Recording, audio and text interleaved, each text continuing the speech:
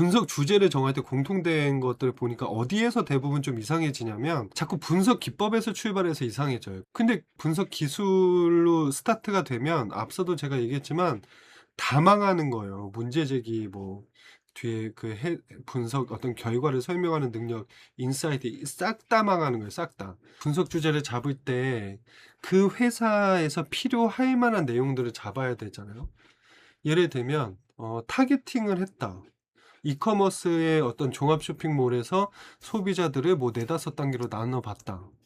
이렇게 분석 주제를 하면 그 기법 중심인 거고. 근데 주제를 잡을 때 이커머스인데 종합 쇼핑몰이고 종합 쇼핑몰이면은 뭔가 여러 가지 상품들을 판매를 할 거고 근데 이 종합 쇼핑몰에서 뭔가 배송도 같은 것도 중요할 거고 그러면은 최근에 어떤 쿠팡 말고도 이마트나 아니면 다른 쇼핑몰로 지마켓이나 이런 데로도 혹시 이탈하는 사람들은 없을까? 그러니까 기존의 어떤 신규 유저를 이제 쿠팡 같은 회사가 더 유입을 하는 거가 중요한 게 아니라 기존에 있던 고객들을 얼마나 잘 붙잡아 두는지가 중요해진다라고 하면 그 사람들을, 그러니까 이탈할 가능성이 있는 사람들을 어떻게 데이터 분석으로 정의를 하고 그 사람들한테는 그 사람이 이탈 가능성이 보이는 지점에 어떤 며칠 전에라도 어떤 쿠폰이라도 뿌려주는 그런 것들을 하려면 이탈 가능성이 있는 사람들을 내가 한번 찾아볼게. 이렇게 주제를 정하면 기업에서 굉장히 필요한 얘기를 하는 거거든요. 그러면 이탈 가능성이 높은 사람들을 선별해 내볼게 라고 하는 순간 그 안에 당연히 타겟팅, 클러스터링 같은 것들이 들어가고요. 기법 얘기가 나올 틈이 없어.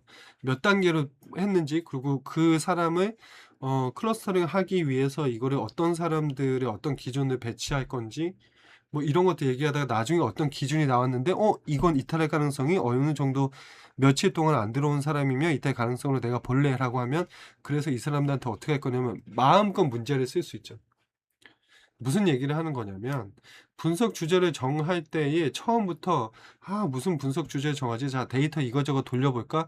탐색적 데이터 분석한다고 했으니까 뭔가 이렇게 좀 찾아볼까? 이렇게 접근하면 한도 끝도 없다는 얘기를 하는 거예요. 안 나와요, 그러면. 그래서 지금 제가 얘기한 것들이 뭐예요? 그 비즈니스의 특성을 알아야 돼요. 그냥 이커머스 말고 쿠팡이라면, 이마트라면 이렇게 하고 그래서 경쟁자는 누구지? 그럼 그 회사의 목표가 뭘까? 언론 기사라도 좀 찾아보고 그 뭐 도메인 지식을 연습한다고 해도 좋아요. 그렇게 비즈니스 관점에서 그 회사가 필요한 내용들이 뭘까? 그 회사에는 어떻게 해야 될까를 그래서 막 마케팅 관련한 책도 보고 그 회사 데이터 내가 무슨 케이크를 해서 이커머스를 했다면 그 돌려보면서 얘의 그 설명이 있을 거 아니에요. 이거는 뭐 요새 뭐 브라질에 무슨 브라질리언 뭐 그런 데이터 유명하다면서요. 그 쇼핑몰이고 뭐 이런 얘기 써놨으면 그거 보고 그거랑 비슷한 우리나라 회사는 뭐가 있지? 이해돼요? 지금 제가 얘기하는 방식이? 이런 식으로 그 어떤 외부에서 종합적으로 그 회사의 특성, 그 산업의 특성, 그 산업에서의 경쟁 관계, 회사나 서비스를 이용하는 사람들의 어떤 소비 행태, 이런 것들을 내가 공부하듯이 뭔가 막 적어보는 거예요, 워드에. 그럼 그거 언제 공부하냐 또 뭐 이러죠. 안 그래요. 하루 이틀 그거 심도 있게 보고 GPT에 물어보면서 그런 어떤 내가 배경 지식이 있어서 거기서 분석 주제를 잡으면 훨씬 더 의미 있는 얘기들이 나와요.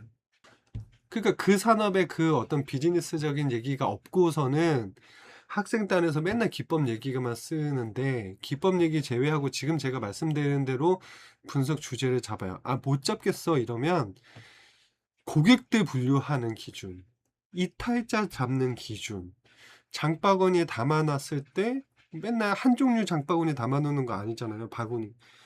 뭔가의 어떤 상품과 같이 담아놓는 기준. 그게 어떤 데에 영향을 미치는지 뭐 이런 것들을 기준으로 막 삼다 보면 그거를 잘 읽히게 풀잖아요. 그러면 진짜 제가 장담하건대 어떤 스펙인지를 다 떠나서 전체 100명의 지원자가 있다면 상위 10% 안에 들어가요.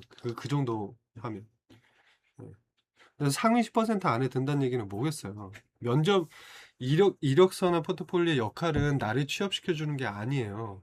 나를 면접까지 데려다 주는 거지. 근데 100명 중에 탑 10 안에 들면 면접 가요. 네. 지금처럼 여기 한번 써볼까요? 여기. 딱 여기까지만 해가지고 요 네 단계에서만 뭔가 한 세 줄씩 적어볼 수 있다? 분석 주제 안 나올 수가 없어요.